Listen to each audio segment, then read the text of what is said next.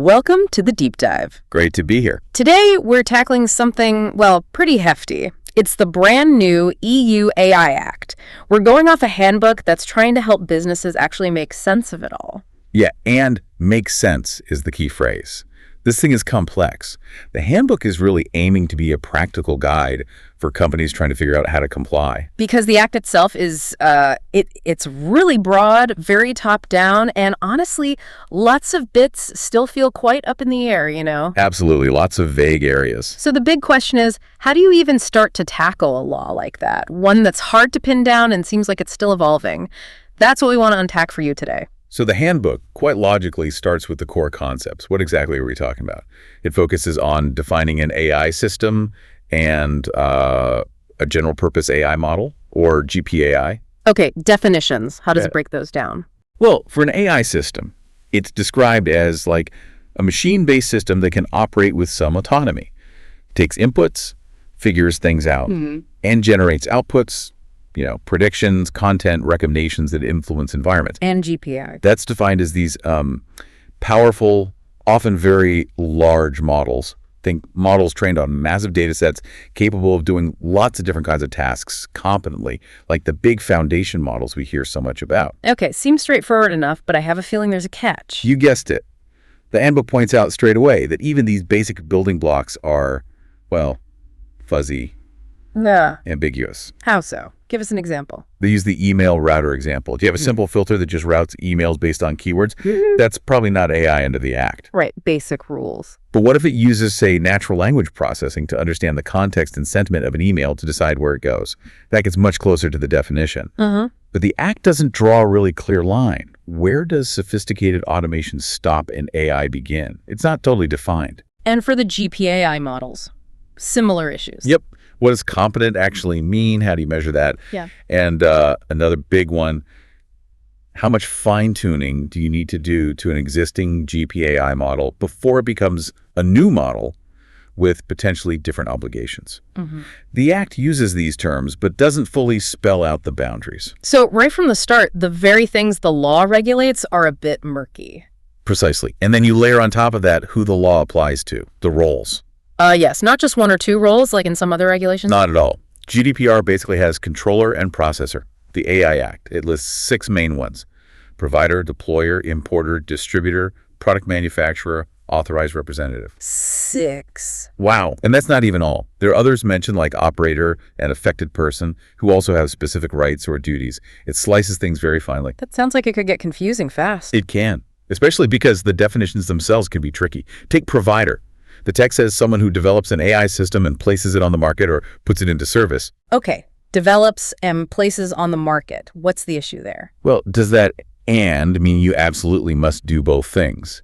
If you read it strictly, a company that develops AI but licenses it to another firm to market might technically not be the provider.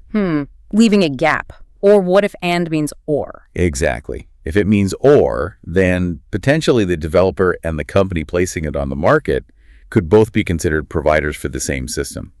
That creates huge uncertainty about who holds the primary responsibility. Right, okay. So unclear terms, lots of roles, potential confusion over responsibility. And I hear this isn't just an EU problem. Oh, definitely not. The extraterritorial reach is quite something. It's very aggressive. How aggressive are we talking? Basically, the Act can apply even if your company has 0 physical presence in the EU or the European Economic Area.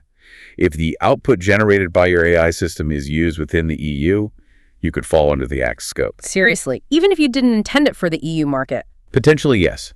The handbook gives this scenario. Imagine an ad agency based solely in Japan. They use AI to create some campaign materials. Okay. Now, if their client, who happens to be in Spain, uses those AI-generated materials in Spain, that Japanese agency could arguably be considered a deployer under the AI Act. Wow, even though they're just in Japan and maybe didn't even know the output would end up being used in the EU. That seems to be the implication based on the broad wording. It's a huge point for any business operating internationally. You need to think about where the effects of your AI might be felt. That's a massive potential compliance headache. And the stakes, if you get it wrong. They're high. really high. We're talking maximum fines up to 35 million euros or 7% of your global annual turnover, whichever is higher. 7%. That's significantly more than GDPR, isn't it? It is about 75% higher than the maximum GDPR fines. Plus, you have the reputational damage, which can be just as costly, if not more so. Okay, so it's complex. The definitions are fuzzy, the roles are numerous, the reach is global, and the penalties are severe. How does the handbook suggest businesses actually, deal with all of this uncertainty? Just wait. No, definitely not wait. The handbook is very pragmatic about it. Mm-hmm. It essentially says, look, these gray areas are real, and they probably won't be perfectly clear for a while. So what's the advice? The core message is really about progress over perfection. You can't wait for absolute certainty because you might be waiting forever. Makes sense. What does progress over perfection look like in practice? It means, first, acknowledging the uncertainty. Then, accepting that interpretations will change over time as regulators issue guidance and courts make rulings.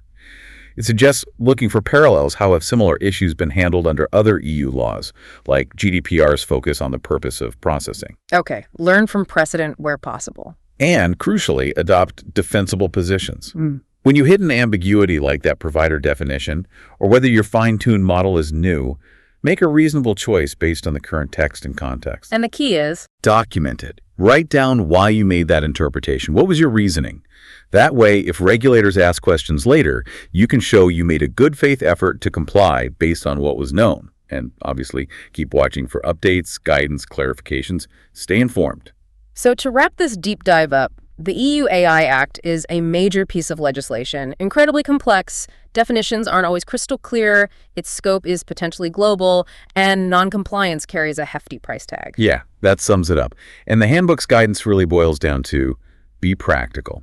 Don't let the uncertainty paralyze you.